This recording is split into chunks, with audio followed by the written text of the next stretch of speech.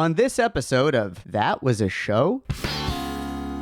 Going Places was a show. In fact, it was part of ABC's famous TGIF lineup during the 1990 to 1991 season and lasted just 19 episodes. It was about two brothers from Chicago who moved to LA to take jobs as TV comedy writers and move into a house owned by the show's producer. Also living with them are two women who also write for the show. Hijinks ensue? Going Places stood out as a workplace comedy for adults as compared to the more typically family-oriented shows in the Friday night block like Full House and Family Matters, the mainstays of TGIF. Brynn, Aaron, and Barry get in an old convertible, drive down to LA, and run out onto the beach at sunset, which will make sense once you listen to the episode. We grew up during peak sitcom, Seinfeld, Friends, The Fresh Prince, but those shows were diamonds in the rough. This podcast is not about those diamonds. It's about the rough. Some sitcoms were briefly popular in their time. Some were canceled almost immediately. You probably won't recognize most of these, and you'll ask, that was a show?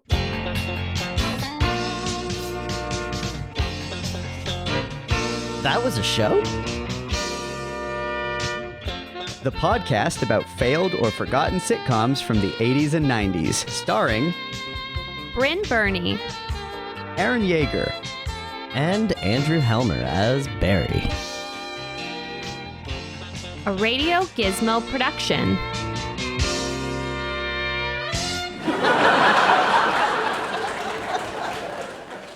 Hello, everyone.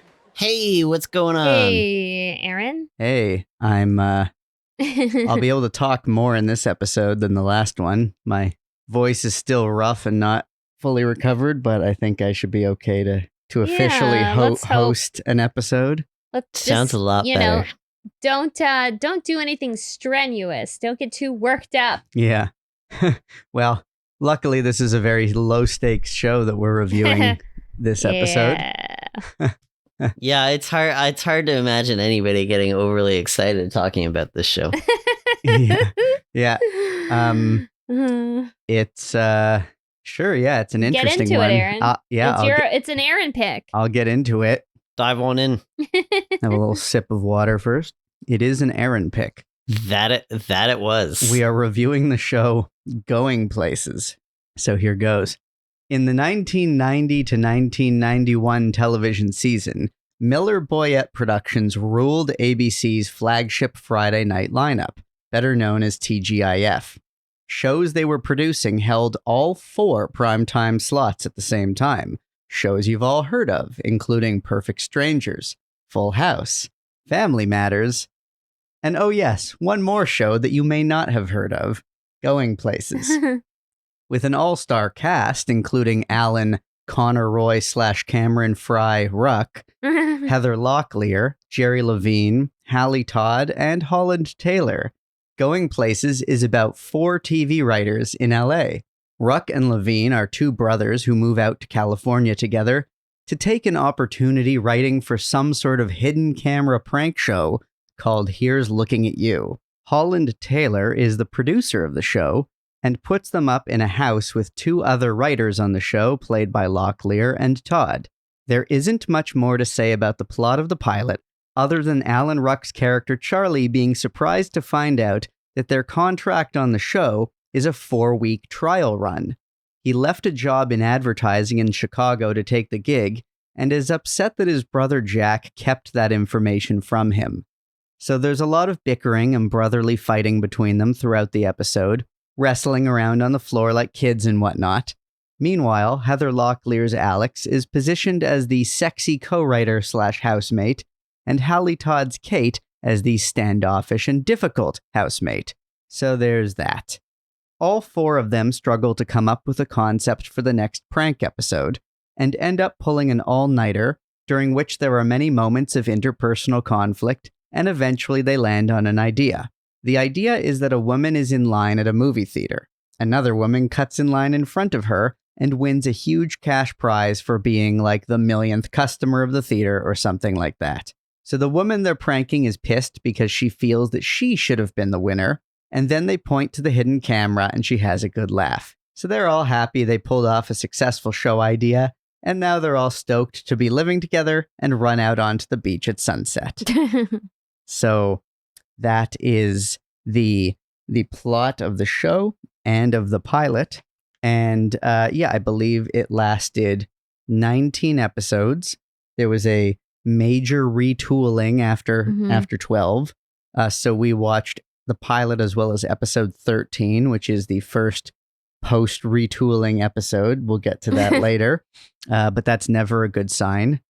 And I've got some thoughts on this one. Well, got a lot of problems with you people, and tonight you're gonna hear about exactly. I mean, if anyone out there doesn't know, like Miller Boyett, like Aaron listed some of their more famous and successful shows, but they were like the kings of like the sitcom in that era. Like they had like a whole dynasty, and like it's a Miller Boyett joint when there's like the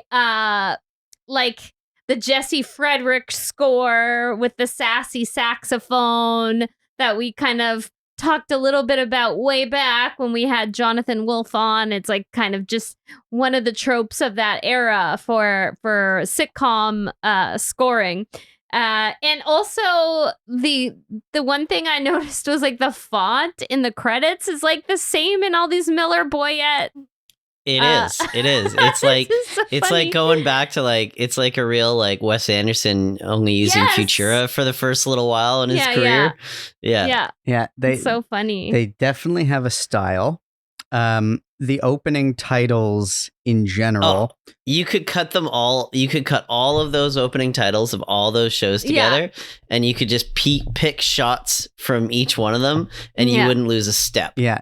These were the most archetypal, cliche late 80s, early 90s sitcom titles ever.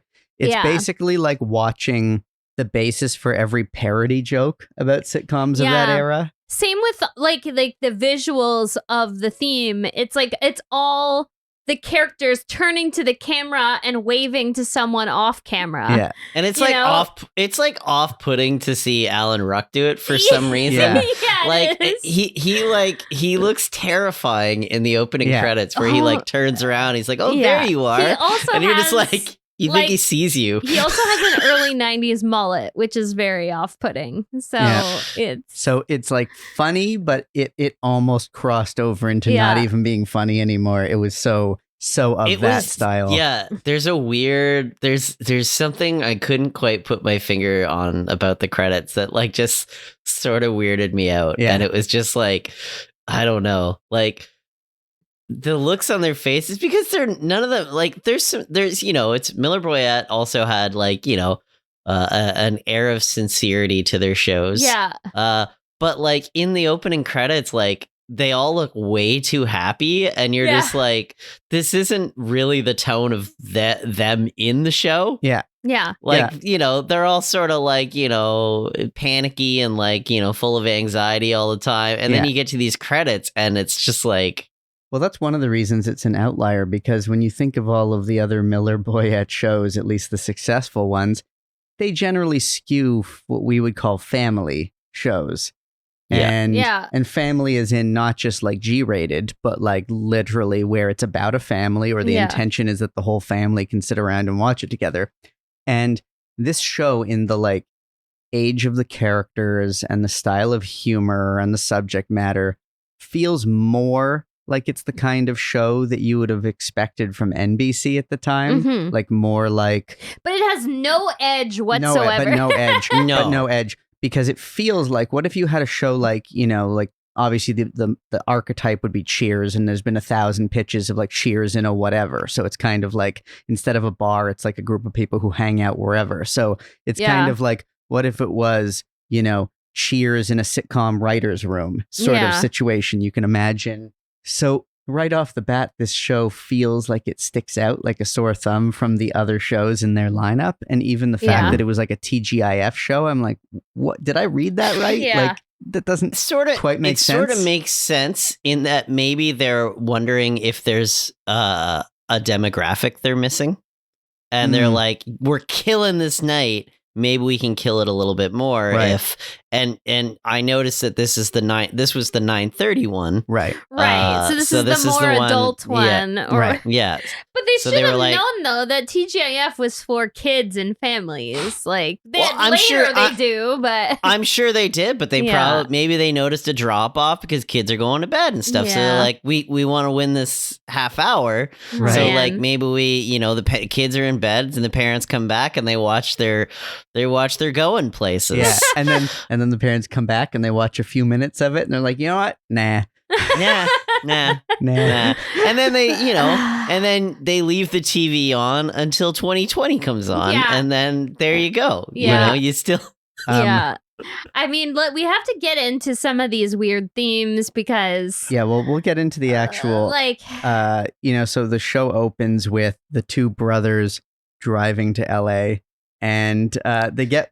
It looked pretty expensive. That was the one thing that struck me is like the driving scenes. And then there was that one big exterior scene right when they get there. That seemed very expensive. Oh, this show has multiple helicopter shots. But then they never went outside ever again. Yeah, No. I guess after that. That's I'm sure you've noticed by now in pilots, it's often common to spend a little bit of cash on some exterior shooting in your pilot. Yeah. Right.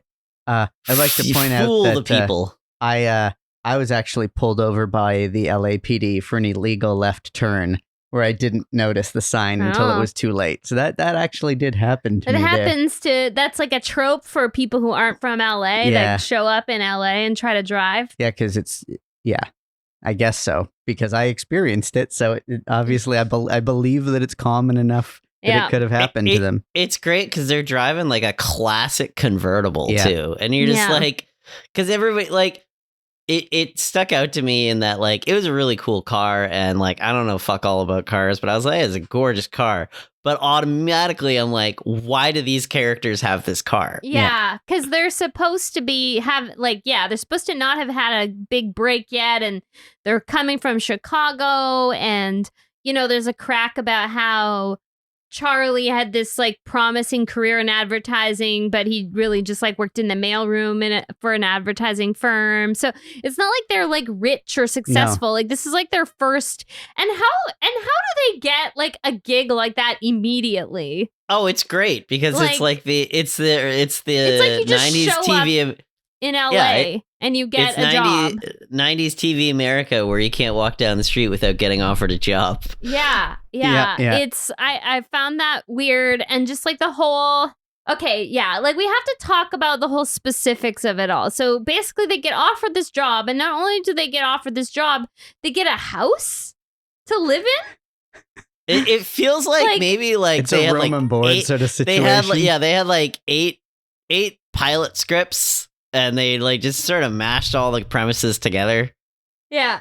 So basically they find out that they have this housing, and it's like this gorgeous, like huge house that they get to live in that's owned by Dawn, the boss. And this is an important executive producer. And this is an important point about this because AKA Holland Taylor. Because we've called out this trope multiple times before. So she's the like woman in charge of the show. She also owns two houses, including her house and then the one that she's putting up the writers in. And she got these houses, two giant houses, as part of a divorce settlement, which is such a predictable trope in these shows where when there is like a woman who's like in charge of the business or like the producer of the show or whatever, that she got her wealth or power somehow as a result of a divorce from some asshole guy that you never met. It couldn't just be that she's a successful producer in Hollywood. It couldn't just be that she earned it and is successful. Why do you own two houses? And you're like, well, I wasn't questioning that until you questioned. Exactly. I would have completely believed that she's a successful producer. She bought two houses, but no, we have to establish that she lucked out on getting them in some sort of divorce or something. Like, it's weird though that she would hire these people and like allow them to like live in like but on a temporary contract on a 4-week. So I guess the whole thing is like, okay, I guess it makes sense if it's temporary at first, because then that way they're not finding a place to rent if the job doesn't work out or whatever. It's shaky. But the That's whole just, like, thing way is more- weird.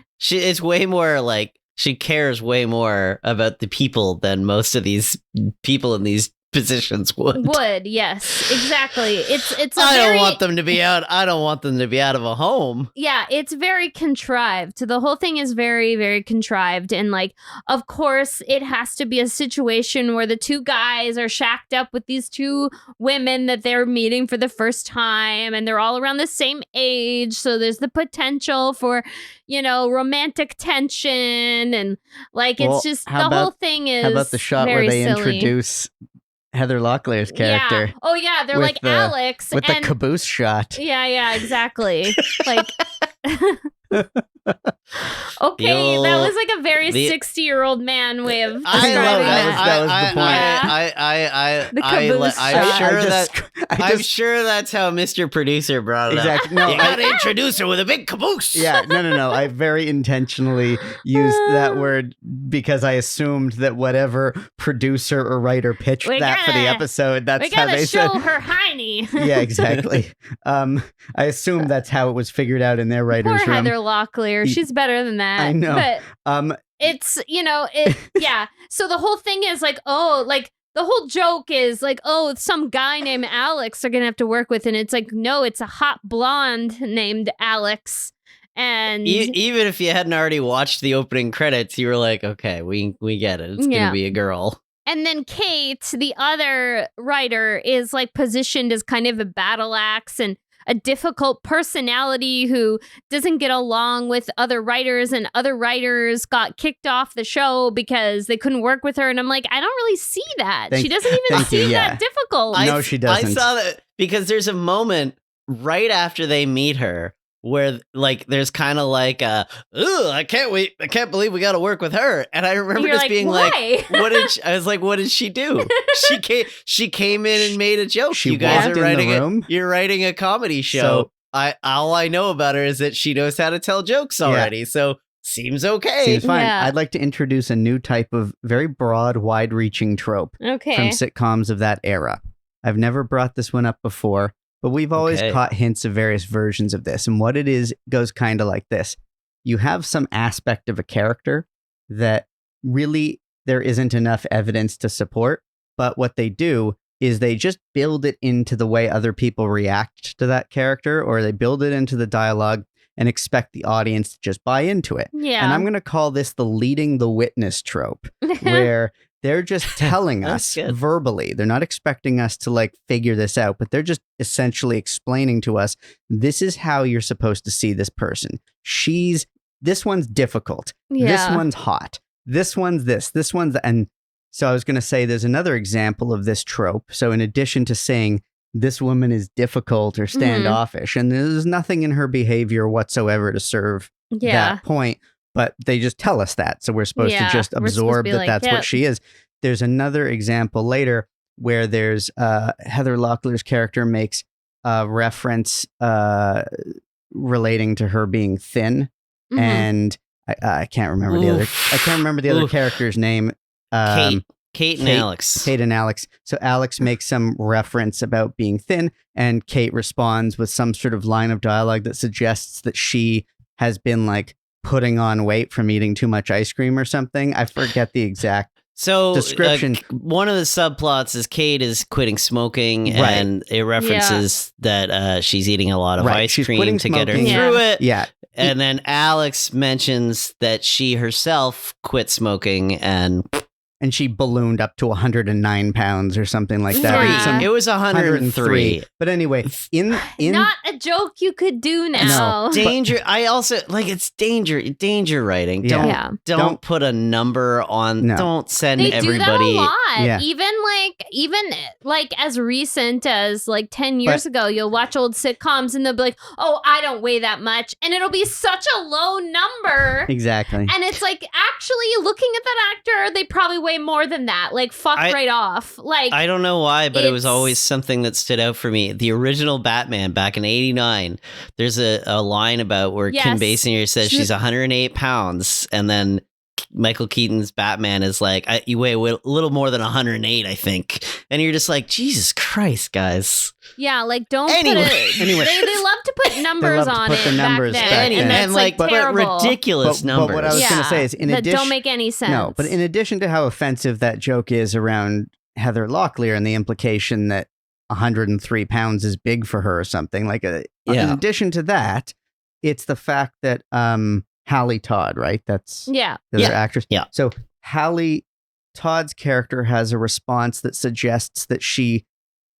is, has gained all this weight from ice cream or whatever. I forget the wording of the joke, but I'm like, you're also you have the very two tiniest, You're the both two tiniest tiny. people. Like, Yeah. so built. I mean, this could be a whole This other podcast. Yeah, this could be a whole other talking podcast. about the unhealthy body. But I guess the point I'm image trying to make things that are brought in Yeah, any sitcom, in even any now. sitcom, but the point I'm Yeah. trying to make is, and we saw it in Friends, we saw it in Seinfeld, we saw it in every Yeah. sitcom of the time. So it's Yeah. not just this show, but the idea that we are made to believe that the Kate character is somehow overweight when she's rail thin. Mhm. And the reason we are to believe that is not based on anything we can see, obviously, Yeah. but it's based Yeah. on this joke, this line of dialogue. So in addition to, so now we're being told that she's not as thin or as attractive as the other character there, and we are being told that she's difficult. Yeah.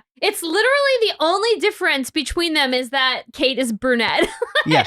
Yeah, it's like- so weird. It's so weird because the show so codes Alex's. And don't get me wrong, it's Heather Locklear, so the audience knows it's Heather she's, Locklear. She's already she was famously an attractive Yeah. lady. Yeah, she's already, she's come off 5 years of TJ Hooker already at this point. Like, America knows who Heather Locklear is. Yeah. We know she's attractive, but everybody on screen is attractive. Yeah, so exactly. it's like, don't. Yeah, there's no reason to not assume that the other character is attractive Yeah. too, other than they're telling us, the audience, by the way, you're not supposed to think that this woman's attractive. And I'm looking at this and I'm like, how do you come up with this stuff? There's Yeah. an interesting aspect to Locklear's performance that I maybe was reading into or picked up, but there's so much of this shit in the script about her being the hot girl or people not really not really knowing, just basically that's her thing. And there's a whole lot of her not rising to it.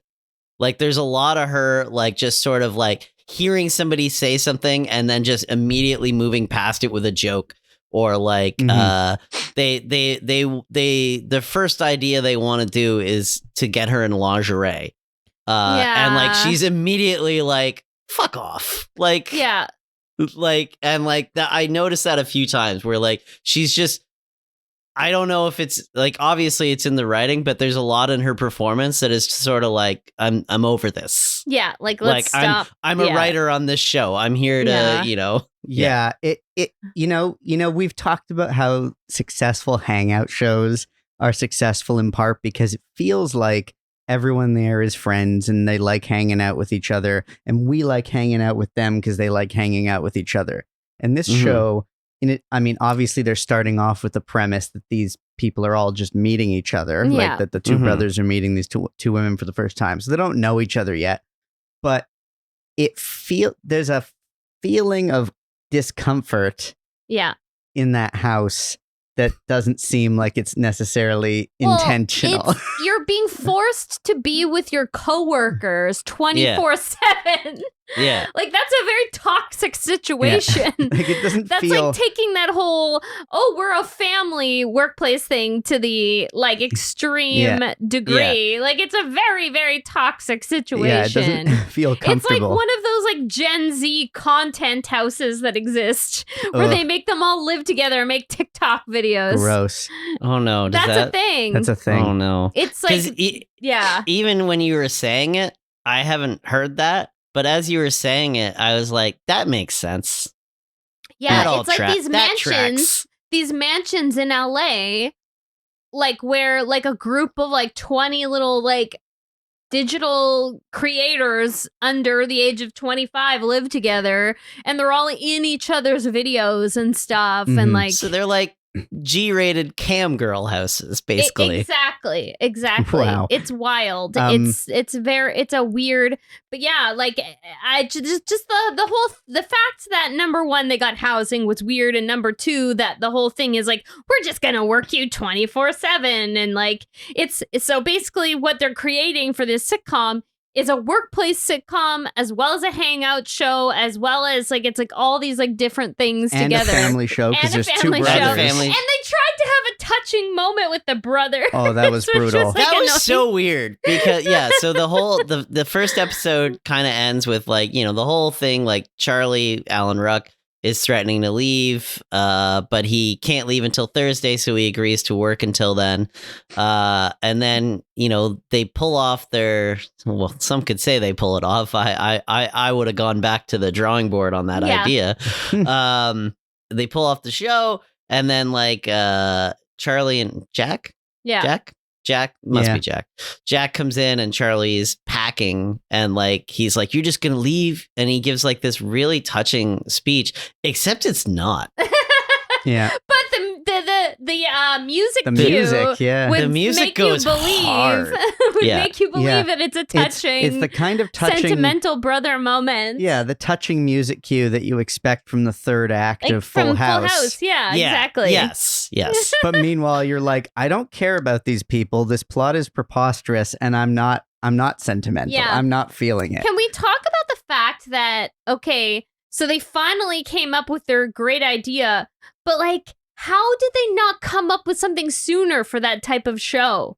Like, you would think that between the four of them, they could come. Like, this is not a scripted show. Like, this is not like, well, like, it is a scripted technically, but it's like, I could see how it would be a struggle if it were like a sitcom or something, but like all you had to do is come up with one segment for a dumb prank show, and it took you literally all night, and that's what you came up with. Well, it's great. That's It's what four people came up four with. people. I've talked about this before. It's like, it's the Studio 60 thing where like you're watching people put together a TV show, and you're told that these people are like great at what they do, and then you see what they do, and you're like, this is terrible. Yeah. And you're like, maybe just don't show me next time. Yeah, exactly. Yeah. You don't show me the end result. Or 30 Rocket and make it comically terrible. Yeah. Yeah. You're right. That's true. 30 Rock is the version of this show that works. Yeah. Oh, 100%. This is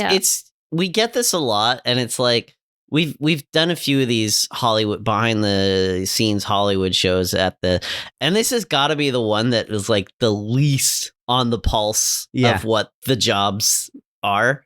Like, and you always wonder, like, how do people in Hollywood make a show that has no idea what it's like to make a show in Hollywood? Yeah, that part is weird. Like, one of my notes was like early on, I just wrote like, are these jokes? Because it was so unfunny. But then I'm like, a lot of pressure when the show is about comedy writers. So when you tell me the show is about 4 comedy writers, if you're not making me laugh within the first minute, you've got yourself a problem. Also, I was kind of surprised that none of the characters were like stand-up comedians. Yeah. Because that's often the trajectory. Even in those like reality shows, there's a lot of like actual comedians or improvisers that do that work. Yeah. So Funny I people. I was very surprised that they all just were random. Like they were working in advertising and got that There job. has Like, to what? be some. That makes no There sense. has to be some cut lines. Mm-hmm. Yeah, maybe. About, because you get the, like, for or for one, whatever. You get like a 2 brother package. Why are they a package? Like, they're not writers proven. partners, but if they're not writers, how do we know? Why are they writing partners? Yeah. So clearly they have done work together. Yeah. Clearly that, and all it is like, just toss off me like a, oh, I saw your guys play back in, 95. Exactly. And then that's it. They did a play Literally. that went and they're nowhere. from Chicago, famously the home of like the original Second City. And They were in Groundlings or something. Come on. Give us something. Give us something. Yeah, the whole thing was so weird. And like, not only were they writing for it, they were also in the segments themselves. And how would that work for a prank show? Like, because the people would stop being pranked after a while because they would recognize them. You know, I know Okay. they did the same kind of thing in like Punk'd or those shows from the early aughts, but they would always be in elaborate disguises or they had other people that were like... We did too much. I'm Actually, thinking, yeah. the first... I don't want to be here. yeah, literally. Yeah. Sorry, we're all laughing at the same moment because we literally started thinking about the same "I think you should leave" sketch that this Yeah. like reminded us Because of. that's the caliber of prank show that Yeah, they're doing yeah. here. Well, So- and that's like when Yeah. Alan Ruck starts pitching his idea and he uses like an It's old in a man mall. voice. Yeah. All I was thinking about was this, and I was like, Yeah. oh man. So anyone out there who's not familiar, it's like from season what's the third season of I think you Second should, season. second season Second of season. I think you should leave. Like it's Carl this, Havoc. yeah, That's yeah, the character. the Carl Havoc Sketch. sketch where basically it's like a fake prank show, like just like this one that we're describing now, and In a mall. and they decide to like put all these prosthetics on Tim Robinson to like make him look like this like annoying old man, and it's he ends up being a total like looks like a complete Looks- monster. And the Like it's like the worst prosthetic job you've ever seen, And the he's- worst disguise you've ever He's so seen. physically uncomfortable in the prosthetics that he has a panic attack. It's Boy. That's like the sketch that I laughed like I've had one of the biggest laughs I've had in a long time when I saw that reveal of that you character. said you thought it was funny. I said I thought it was interesting. Interesting. Yeah, Aaron and I say that all the time All the now. time. That's now like a catchphrase. Oh man. Anyway, so yeah, I immediately thought of that when I thought of when they That's- finally revealed their big idea. Same. And Same. but it's like it's the whole thing is like preposterous. Like so we're supposed to believe that going forward they're going to be writing and performing in these. And if they're performing, okay, fine. That's another reason to be like, oh, they're all sketch comedians. They're all former sketch comedians, or they're all stand-up Yeah. comedians. Like they have some reason that they would be asked to also There- perform in There this. is no evidence in this show that any of these four people are comedians. Yeah. No. It's very bizarre. In Alan Ruck's performance, he does voices. Mhm. So maybe Right. there's something there. Or if it's just Alan, because sometimes it's just Alan Ruck delivering a line in a funny voice because he's Alan Ruck, right? I don't know why the character's doing Yeah. that. Yeah, exactly. Yeah. And so my favorite note, though, that I wrote for this was like, it's like watching an SNL sketch making fun of an old sitcom crossed Yeah. with a VHS tape of a workplace sexual harassment PSA. Yeah. Just Yeah. about as funny, too. Yeah. Pretty much. Okay, and then we also have to like talk about how Stacey Keenan was wedged into the whole thing. So Yeah, like the I random guess teenage neighbor. Miller Boyette was just looking for a place for her, I guess, because after this was Step by Step, yeah. right? Like the next season. So Yeah. Yeah. So they had to have a teenage neighbor because like, precocious teenagers, like you got to have them. Yeah. This In show. a 90s sitcom. and again, just like no point. This character has no place. Yeah. In the script because she's the next door neighbor. I thought at first it was going to be the daughter of Exactly. John's character. That would Because make she's so the much- next door neighbor Yeah. and she's the next door neighbor. And I get that, you can have two neighbors, but Yeah. it just seems like weird. that it to would not- not be yeah. her daughter because that would have made for all kinds of fun dynamics, right? Yeah. Like maybe she's like annoyed with her mom because her mom's always working and having these random like people come live there and like, and like it's just, Yeah. I don't know. They also, Miller Boyette didn't know that you didn't need a next door neighbor character.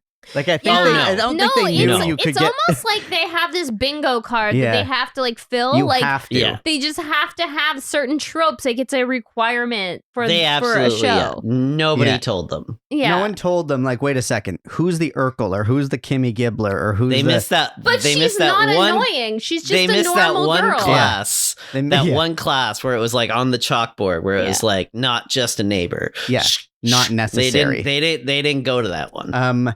Yeah. By the time they get to that scene with the two brothers fighting and playing basketball and the two women eating chocolate, I wrote down, I'm so bored. Mm-hmm. when they had them splitting off into those separate parallel. It's scenes. it's interesting. If anybody's ever like worked with in a creative way with a pair of siblings who are like a package deal, you see some of that. That's, their dynamic is pretty realistic in that. And clearly this is based off of, somebody has worked with a writing partnership that are brothers, right? Yeah. I obviously have, and I saw some of that, but like it was just like I know who you're talking about. Yeah, exactly. Like they're a package deal. You gotta, and sometimes you step away when they're having their own little fights and go over there. Mhm. You just let them fight it out. Yeah. So by the time, I mean, I don't know if we're ready to move past the pilot. I think we are. Let's leave it behind. I guess we are. I'm just checking if I have any pilot leftovers that are critical. Not really. I mean, not much happens. Not that much happens. I mean, you already mentioned this, but like how the emotions they lay on really thick at the end, trying to get it to be this sentimental thing. It's not working. And then it's terrifying. It's terrifying. Yeah. It's odd. If do you want to go into episode 13? Sorry. As far as a retool goes, it's very organic and it works. And I was like, if this show wasn't working, they could have done this a couple more times until they found something, right? Like because your core thing is just these four writers living together. I mean, right there, that's a better show where you have four writers living together trying to make it, and they just keep getting put on different shows and getting fired, or the shows get canceled. Yeah. And you do it like Murphy Brown's Secretary, where they're just getting bounced around every few episodes to a new thing. But why would the four of them then become a package deal? Why anything, though? Why anything? Anyway. I mean, obviously it's stupid. Yeah. Why anything? Yeah. Sorry, I gotta turn a light on. It's become really dark in here suddenly. Well, sure, it's 4:30. So, episode 13. Yeah. In what amounts to a pretty significant retooling of the show midway through the first season, the network within the show cancels Here's Looking at You. The four roommates immediately land on their feet, getting offered a new job, collectively as a group, as writers of a daytime talk show with an arrogant pain-in-the-ass host, Dick Roberts, played by Steve Vinovich. Philip Charles Mackenzie plays the show's nervous, Pepto-Bismol chugging producer, Arnie Ross. For the first episode, they land an interview with a controversial reclusive author named Jerry Slaughter, Yikes. played by Dave Grohl. Apparently, there are people out to kill this guy, but we don't know anything about what he writes or why they're out to kill him. So again, just telegraphing that to us and leading the witness. I mean, I think he's just a very clear Salman Rushdie stand-in, right? I mean, that's where my mind went to, but I just feel they could have taken that setup a little bit further. Anyway, he arrives at the studio and then disappears shortly before he's supposed to go on the air. Nobody knows what he looks like, so Alan Ruck's character, Charlie, goes on the show posing as him. But then, during the live show, the real Jerry Slaughter comes into the studio and right out on stage. I guess he left to get a sandwich or something. So the studio audience finds this all quite amusing, and in this regard, I think we, the real-life audience, differ greatly. So Dick Roberts is happy and they all keep their jobs. They all run out onto the beach at sunset, roll credits. Yeah. Did you forget a pretty substantial part of that? No. I remember the very substantial part of it. I just feel like it's best addressed by the three of us discussing it. Okay. So, yeah. So this... Salman Rushdie, or Jerry Slaughter, if you like to call him that. Yeah, the controversial author. Yeah.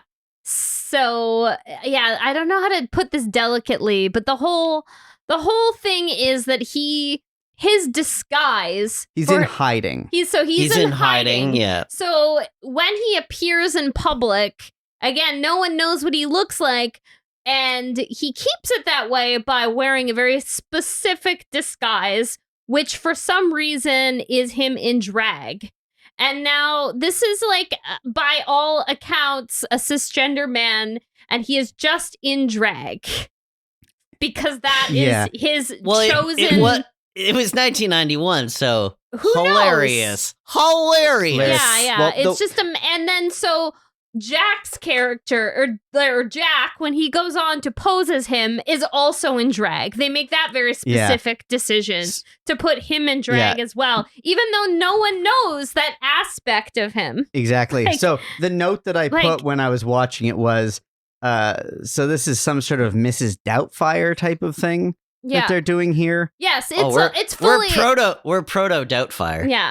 But the thing is, for Doubtfire, he was posing as that woman. I know. Not just choosing a disguise that happens to be women's clothing. Yeah.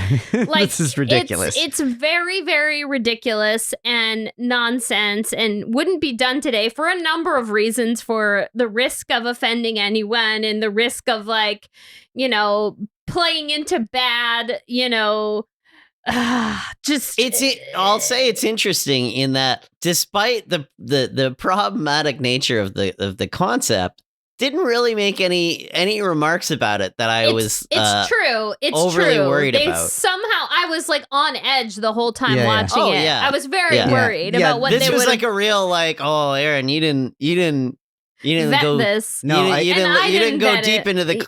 You didn't go yeah. deep enough into this clip. No, I didn't see that coming.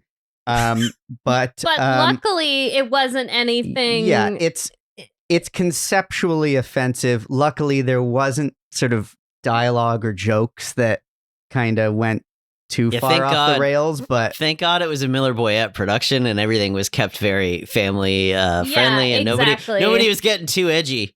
Yeah, exactly. Yeah. But the thing that I found really, like, obviously that was like a weird choice and a stupid choice, but it also doesn't make sense for the era, because in that era, they would do like those interviews with people who were on the lam or on the run or in hiding. They would just blur them out.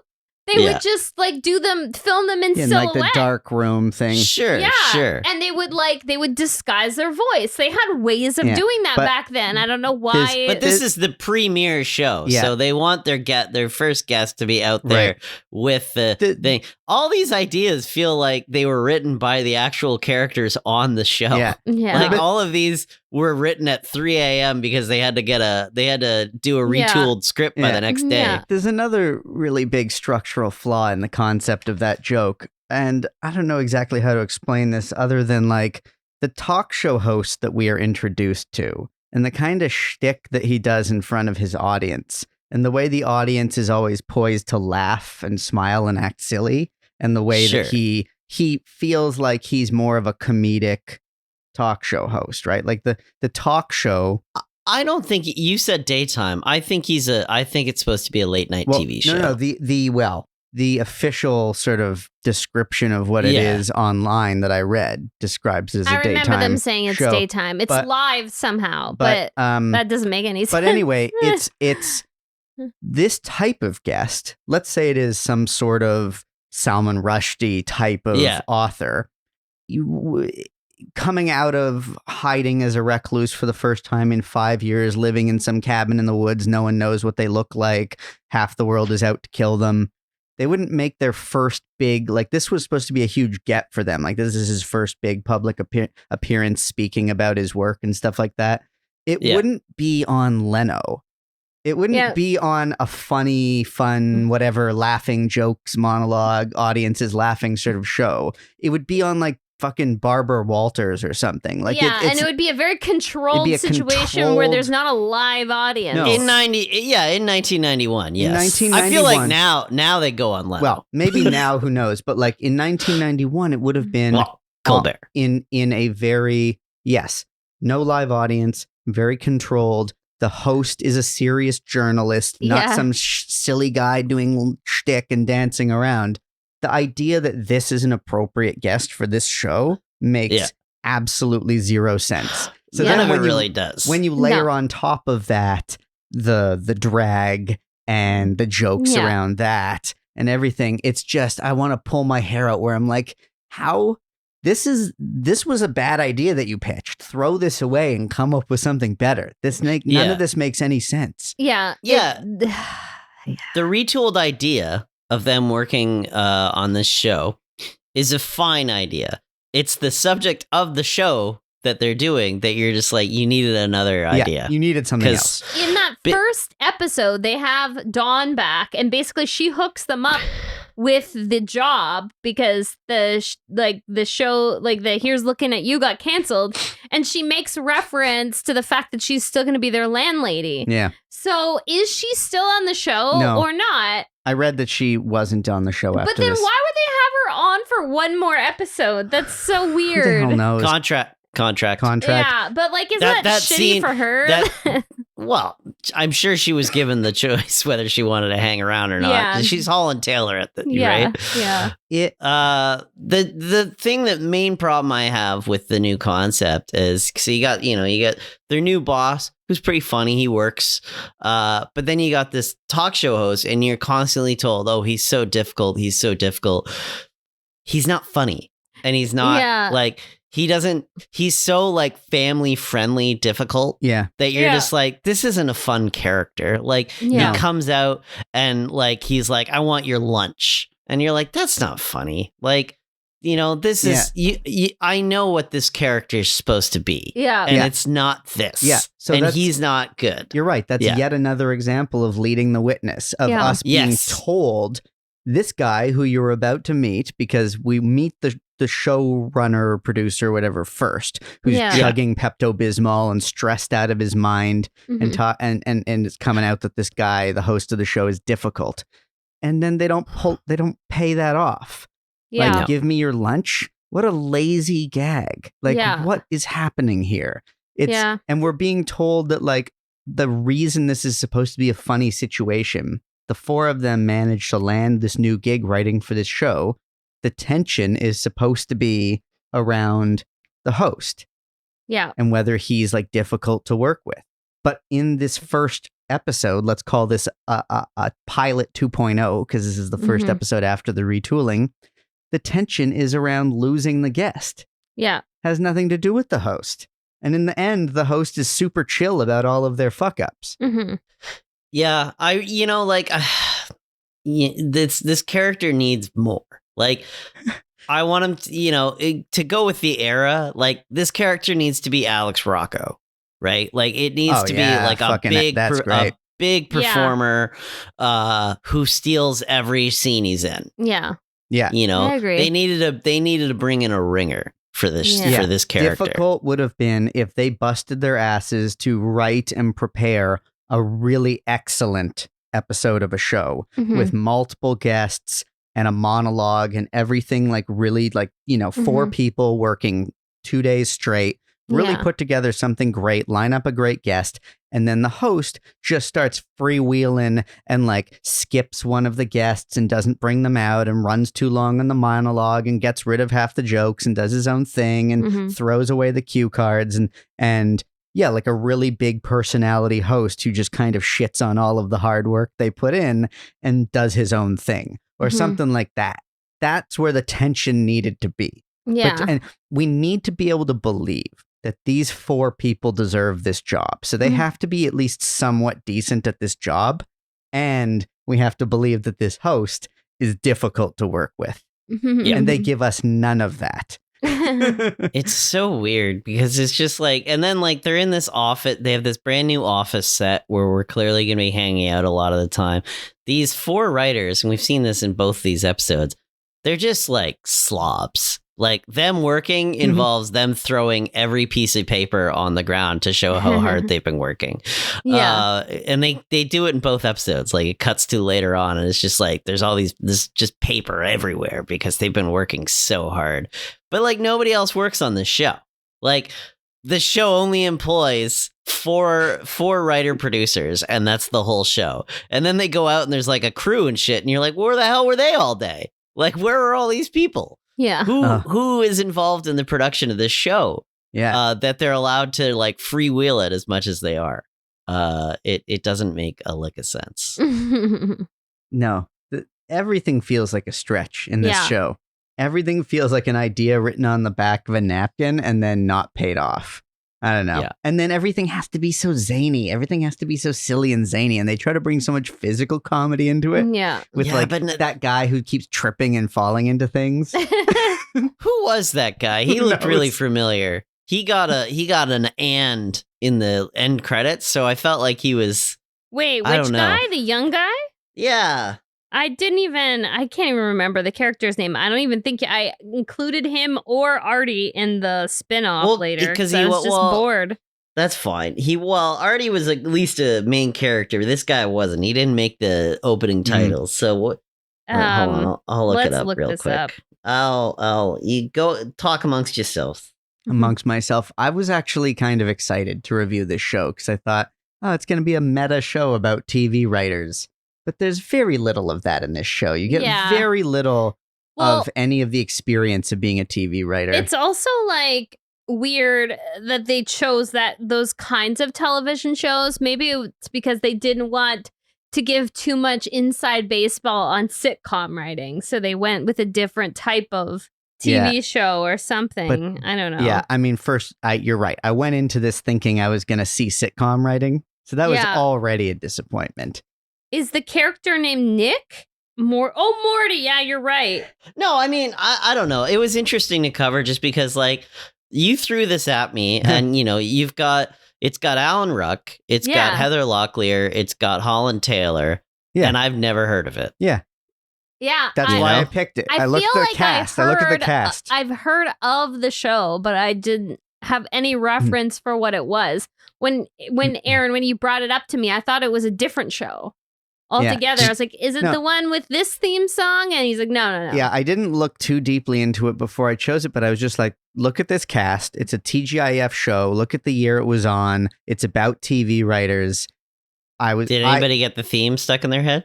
I did. Going places, blah, blah. Yeah. With such a sassy saxophone. Yeah.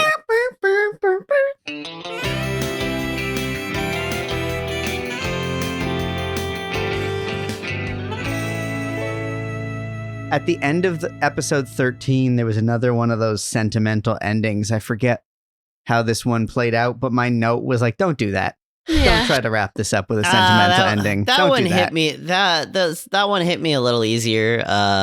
That one is just them saying like, I can't believe we pulled this off, blah blah blah. Yeah. But thank God we landed on our feet, and like one of the characters being like, yeah, it's really great that we're all still together, and it's just like I do like them as a unit. I do like that they have all the awkwardness of them in that first episode is gone by this episode. And they are just like, this is what they want to do. They want to work with their three friends, and they want to do it together, right? Like them being successful involves all of them being successful together. I like that. That's fine.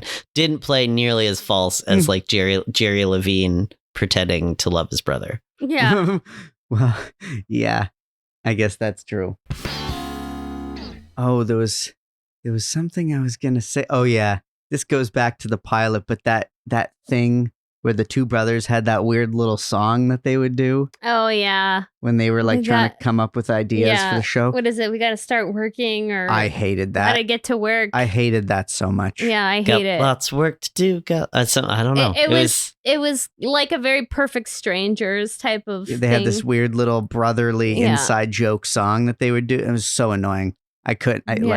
Ugh, No. terrible.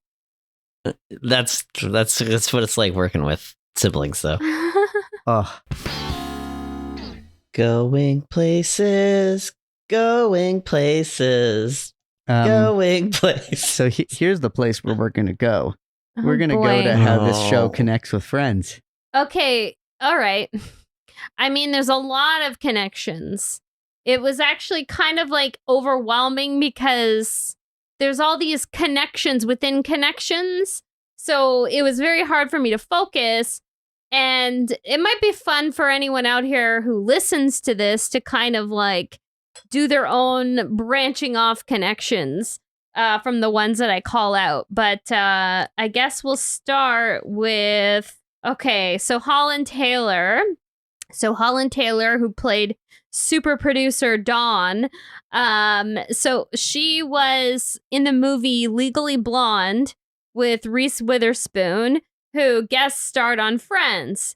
So Holland Taylor is also on the morning show with not only Reese Witherspoon, but also Jennifer Aniston. And Jennifer Aniston, of course, is Rachel Green on Friends. What else? Stacey Keenan was on My Two Dads, as everyone will remember, co-starring Giovanni Ribisi. Giovanni Ribisi had a recurring role on Friends as Phoebe Buffay's younger brother. So also in My Two Dads with Stacey Keenan was, of course, Paul Reiser. Paul Reiser, okay, we'll start with this one connection. There's the bigger Mad About You connection, but we'll start with his cameo on Friends as Jamie Buckman, his Mad About You character. So that's like a 2-degree connection via Paul Reiser. But then there's also the bigger Mad About You universe. Don't do it. Don't do it. So she, Stacey Keenan co-starred with Paul Reiser on My Two Dads. Paul Reiser co-created, starred, produced Mad About You, which had Lisa Kudrow in a recurring role as none other than Ursula Buffay, who is the twin sister of her same character in Friends, Phoebe Buffay. So you don't say. Yeah, you don't say. So there's a lot of like these wild Mad About You connections. Because Alan Ruck actually guest starred on Mad About You as well. And like a lot of people were on Mad About You. So there's tons of connections within connections within connections on this particular show. There's other Alan Ruck connections as well. So he guest starred on Cougar Town, which starred Courtney Cox. And Courtney Cox, as you all know, it was Monica in Friends. Alan Ruck also guest starred on another Twas show, the famous Teddy Z, which co-starred Jane Sibbett. And Jane Sibbett had had a recurring role as Carol on Friends. Okay, Alan Ruck was also in the movie Twister with Helen Hunt. Helen Hunt starred in not only starred in Mad About You alongside Lisa Kudrow, but she also played her Mad About You character on Friends. So there's all these crazy connections. And then a lot of these actors in Going Places reunited and co-starred in other sitcoms, which we'll get into in the spinoff. Okay, there's all kinds of like interesting, fun little trivia. It's a big run of connections. Yeah, so people could really go down a rabbit hole on IMDb with this one and check out all the like there's like probably like a very dramatic web of connections to Friends and some other iconic sitcoms of the time. Even though Going Places was sort of like a mysterious entity to us that we didn't really know much about, it literally touched so many other iconic sitcoms and iconic like actors. So it's interesting. I'll just throw this in there now because mine as well. As we often have a segment about Friends, it's probably a good point to bring up now that it just, within the last week or two of recording this, we've lost Matthew Perry, who died very, very Matthew young. Perry. It's that's a real loss to the sitcom world for sure. So. Yeah, R.I.P. Matt Perry. It's kind of jarring that like one of those actors who we always think of as this like young, like charismatic person because they're sort of frozen in time as Chandler Bing, and you sort of think, even though we're all aware of the sort of struggles he's had off and on over the years, you don't think that you just think he's gonna be around forever. Yeah, it's weird. So it was is very sure. sad. I was sure that there was nothing in the world that could stop the dump trucks of money from doing some form of Friends reboot. Yeah. And yeah. I would say that this is the one thing that will stop those dump Yeah. trucks of money. Yeah. I don't think they'll Frasier it and do it No, without I don't think cast so members. either. Yeah. It's worth Because reflecting. you kind of need all of them. It's worth reflecting on, his amazing contribution to comedy. I mean, he, as obviously all of the characters on that show were, wonderful, funny people and all of those actors. But, there was something about Matthew Perry and the Chandler character that was very much like he was a comedic anchor. Comedic anchor because to the he's show. sort of like his whole like way of his like way of delivering lines. It influenced everyone else, I think. Yeah. Like his specific timing, his, Body language. Yeah, I do think it did have an influence on the other characters. And I think of all of those characters, his was the first to really have a very specific Yes, I would say persona. Mhm. And then they all kind of developed their own personas as well. Yeah. But I think his was the first standout performance, honestly. He's really firing out of the gate on this one. Yeah. And it's, oftentimes while we're doing these shows, we run across these actors and other things. And Matthew Perry was somebody who kind of came into Friends. And, so we don't have a lot of other opportunity. After Friends, he had other shows. And, during Friends, he did a couple of movies. But it is very unlikely we're going to run across Matthew Perry in any of our That Was a Shows. Yeah. No, it's, So he's very, very definitively known for that show and for that character, and it is such a larger than life character and performance. Yeah. Absolutely. R.I.P. And if anybody's out there looking to watch something, I always throw out Studio 60 because he's very, very good on Studio 60. I mean, that show has a stellar cast on top of him. It's incredible, and it's only 22 episodes, so it's not enough to get. It's not enough to get sick of. Is it streaming somewhere specific? It is absolutely not. It is buried. It is one of those lost. It is one of those completely lost shows. So, yeah. All right. Let's do the spin-off. Right. So, there's lots of like fun sort of connections over the years. Like one little bit of trivia, both Hallie Todd and Heather Locklear played a character that was the mother of a Hilary Duff character. So that's funny. Oh. And then a lot of them, I feel like there was like a lot of these actors showed up in either a Lizzie McGuire show or movie or Hannah Montana. So they were like all popping into these like tween shows off and on over the years. So in terms of going through each kind of performer, well, I guess we'll start with Jerry Levine. So soon after his time on Going Places, he was in the ensemble of another short-lived sitcom called Muscle, which I think we should really cover at some point, which Great also co-starred Alan Ruck. So wow. Okay. Yeah. So these people couldn't get away from each other. They all were in a bunch of stuff together. I actually didn't realize how many things Alan Ruck did. I know. He's been around. He's been like doing his rounds for years and years.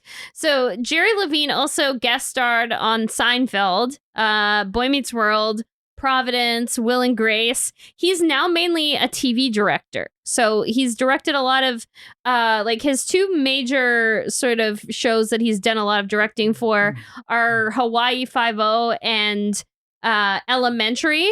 And Aaron, you'll find this entertaining. He also was like the main director of that short-lived Jason Alexander show, Hit the Road.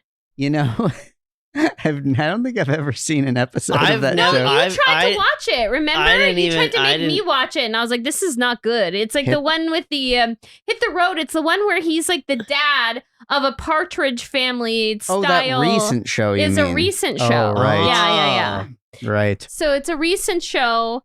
where he's basically the patriarch of a family that is like a 21st century Partridge Family, like they have like a traveling family band, and it's like a dark comedy. But I've never really watched it. It didn't last very long.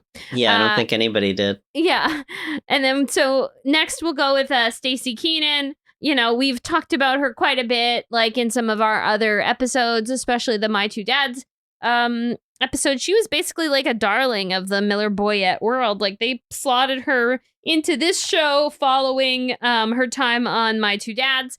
And then when this show didn't work out, they just put her right in as Dana Berger on Step by Step, and she had a really like long and successful run on Step by Step. Hallie Todd co-starred in like a lot of different kind of short-lived TV series. This one I also think we should cover. It's called Life with Roger. It also seems like a fun kind of like short-lived romp. As like I alluded to earlier, she played Lizzie McGuire's mom on both the series and the movie, Joe McGuire. And according to her website, CNN named this character one of the top 10 best TV moms of all time. So that was a pretty impactful like sitcom mom, apparently, but I've never seen an episode of Lizzie McGuire, so I wouldn't know. I think that's a little, you know, past our time. Like maybe some of our younger millennial listeners would know that show a little more. So she has also not acted a ton in recent years, but she formed a production company with her husband and daughter called In-House Media Film Partners, which seems to focus on Christian content. So kind of a different world altogether. Holland Taylor, already an icon. You know her, you love her. We've talked about her many times. Soon after her time on Going Places, she hopped onto the cast of The Naked Truth. Kind of a similar character. Like, Yeah. Obviously, this Dawn is like the G-rated version of her, the Naked Truth character. Like, kind of a very successful, ruthless media boss, but in this show she's way less deranged and way less jaded. She also had a long running stint on The Practice, 2.5 Men, and what else? I mean, the show Mr. Mercedes, it was like a Stephen King series. I think it's still going. I don't quite know. With Brendan Gleeson. Yes. I don't think so. I think it's countless other films and TV shows. As I mentioned, she's currently on The Morning Show. Her character had a kind of fun arc this past season. For anyone who's watched it, you'll know what I'm talking about. Her character basically gets kind of canceled in a dramatic way. And then Heather Locklear, of course, as we've already discussed, she was a huge household name. She had been on TV for years. She was sort of like very much in everyone's living rooms for decades at this point. Soon after this, she played herself a couple of times in movies, and one fun cameo was in Wayne's World 2, where she played herself. In a few years later, she took her iconic role of Amanda Woodward on Melrose Place, which was like a long-running, successful primetime soap.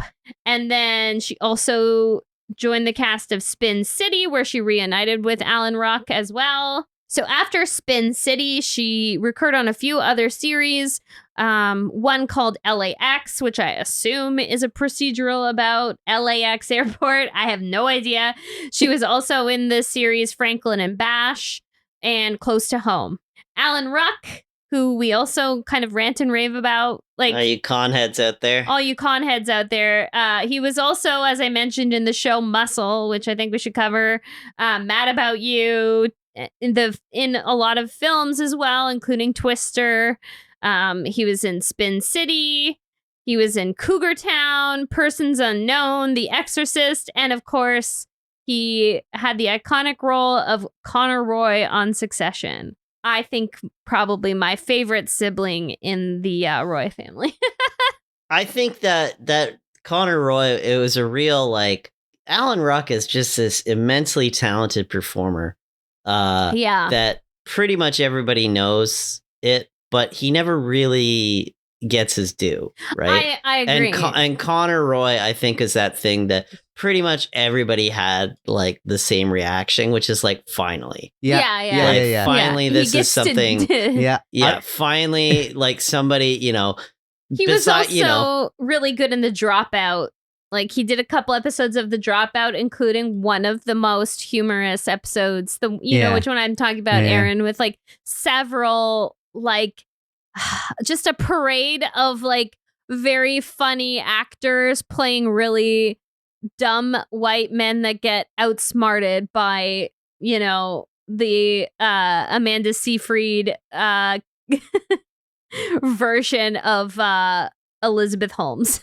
Yeah. So, but yeah. Totally, that role in Succession was it felt like pop culture was having a moment where Alan Ruck was finally getting recognized for the like real versatility of his performing skills. Finally, where there's a character where you're like, okay, we're finally getting to see the way that he commands a room, and because it's like it's a character that's like comic relief, but it's also a serious character with layers at the same time. So yeah, Going Places is a perfect example for, like, we've been talking about this show for over an hour now, and we've mentioned Alan Ruck is in it. We've said a few complimentary things, but this is like really just a show that is not, there's a reason we haven't talked too much about him in this, because this is not the one. This is not this is not the, like, you're happy he's there. The show's better for him being there. Yeah. But like this is not the show for him. Yeah. It's he's there, he says the lines. He does the thing. He does the things that he was hired to do. Yeah. But for what? So, I mean, we've kind of remarked on how this feels like the kind of show that perhaps Mr. Producer would have pitched back in the day. So I think it might be a good idea to check in with him in case he has some insights on this one. And also, he was so worried about you last episode, so you gotta he's gotta hear your voice. Yeah. Okay. So let's give him a call.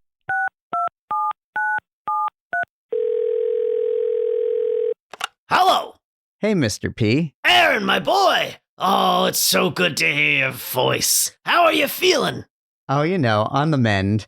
Hey, thanks for those peppers, by the way. Oh, you got them. I sure did.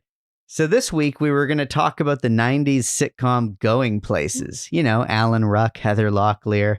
And the incomparable Jerry Levine. Yeah, I guess he's not comparable. I remember that one very well. It was a nice little slice of the daily grind of Hollywood in those days. I guess. You see, back then, it was just very common to just put your whole writing staff in one big sitcom family house. It was? Oh, sure. Hell, they stuck me, Matt Bopp, and David Ogden Stiers in a suburban ranch style the whole back half of 92, 93. Really? What were you working on? Nothing. They just had to stick us somewhere. But that is where I came up with the idea for Three's Company. Three's Company? That show that came out in the late 70s? Yes, well, I was informed of that later, but it was still a hell of an idea. Okay. Can you see any reason why Going Places didn't go places? That's cute. It's just one of those things. They tried a light retool, didn't quite take. I think I would have gone with something a little bit more dramatic, I don't know, off the top of my head, like an animatronic camel. You move it into the house, give it some funny hat. Maybe it romances Alan Ruck, it's got the big cartoony eyelashes fluttering. Maybe Jerry Levine's character's none too happy about said puppet-human relations, and, they didn't really go for that. You actually pitched that to them? Yeah, well, Yeah, Matt Bopp invested in a company that produced animatronic desert-dwelling animals back in the late 80s, so I was always trying to find a place for them. Pushed it to pretty much all the TGIFs, Step by Step, and a Camel, Family Matters, it also has a Camel, Full House, made fuller by presence of Camel, Boy Meets Camel, that one almost went somewhere. Interesting times. That they were, kid. Well, I'm glad you're on the mend. I guess until next time. Thanks. Bye, Mr. P. There that was. It would have been great to be a fly on the wall in that house. I hope we one day get to actually meet Mr. Bopp. I'm sure he's wondering why he hasn't met you. Okay.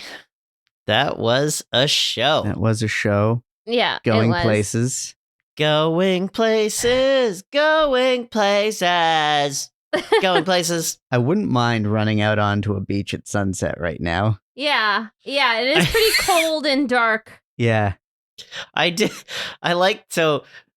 We'll call it a leftover, but yeah, the end of the pilot is very literally Heather Locklear's character running in saying, "You guys, stop whatever the hell you're doing. There's a beautiful sunset outside." And they all run out on the beach in a big, beautiful helicopter shot. And then that's just the end credits every single episode. Every episode, yeah. So because adversity does not touch these characters. No. That nothing ever goes wrong for them. It's pretty low stakes. They fall ass backwards into new jobs and homes like that. Yeah. Well, on that note, I guess cue the sunset and cut to credits.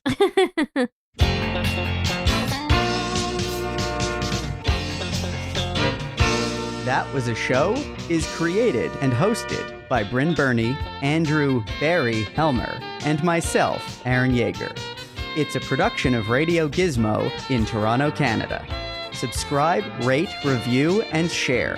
Follow us on Instagram and tell your friends about it. That Was a Show?